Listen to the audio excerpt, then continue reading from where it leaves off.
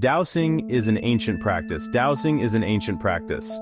Dowsing is an ancient practice. It's also known as divining. The goal of dowsing is to find things that are hidden from view. Dowsers claim they can locate underground water sources. They also search for buried minerals. They also search for lost objects. They also search for missing people. This practice relies on a supposed human ability to sense these hidden elements. The dowser walks over an area, holding a special tool. They believe that when they pass over the target, the tool will react in a specific way. This movement signals the location of the hidden item. It's a method that has been passed down through generations, wrapped in folklore and personal testimony. The tools of the dowser are simple yet iconic. The most famous is the forked stick, often called a Y-rod. This is typically cut from a willow. This is typically cut from a hazel tree. The dowser holds the two forks of the branch with their palms facing up. They walk slowly, and the stick is said to dip downwards when they cross over a water source. Another common tool is a pair of L-shaped rods. These are usually made of metal, like brass, like copper. The dowser holds one rod in each hand, parallel to the ground. When they find what they are looking for, the rods might cross over each other, or swing outwards. The history of dowsing stretches back into the mists of time. Some researchers point to cave paintings in Tassili and Ajer. One painting, dated to around 6000 BC, shows a figure with a forked stick, possibly searching for water. This suggests dowsing could be thousands of years old. Written accounts become more common much later.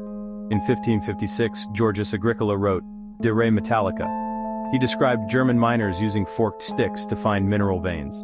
He also noted skeptics. It was a subject of debate. During the Middle Ages, dowsing was tied to magic. During the Renaissance, it remained associated with the supernatural. The church was often suspicious of the practice. Some saw it as divination invoking supernatural or even demonic forces.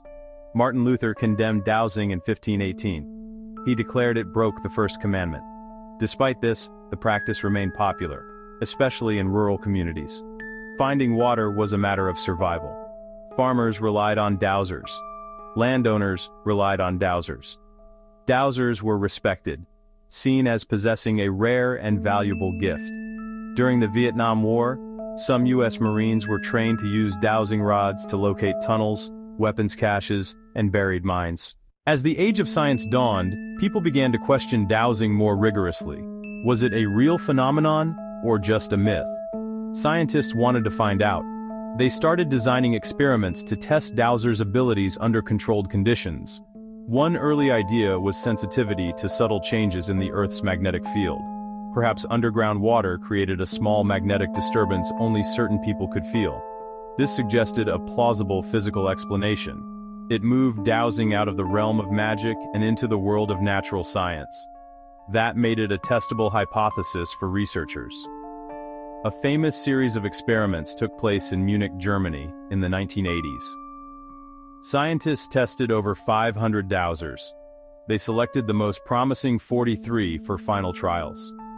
Dowsers were asked to locate water flowing through a pipe buried under a barn floor. The pipe position was changed for each test. Many dowsers performed no better than chance. A small handful had slightly better results. Authors suggested something more than luck, but other scientists heavily criticized the methods and analysis. A well-known study in Kassel used double-blind tests. Success rates matched pure guesswork, and when environmental cues were removed, the ability vanished. So, if dowsing isn't real, how do we explain why the rods move? Scientists call it the ideomotor effect. It's a psychological phenomenon of tiny, unconscious muscle movements. The forked stick and L-rods are unstable systems.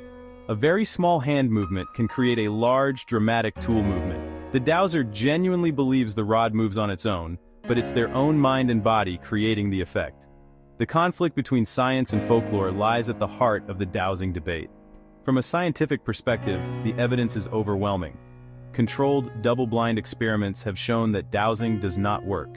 The ideomotor effect provides a complete and logical explanation for why a dowser's tools move. For scientists, the case is closed.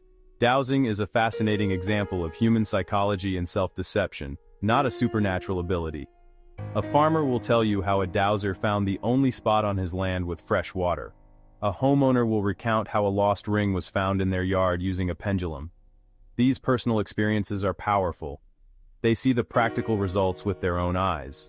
To them, a scientific study feels distant compared to real-world success. Dowsing remains a captivating intersection of ancient history, human psychology, and our desire to connect with the unseen world around us.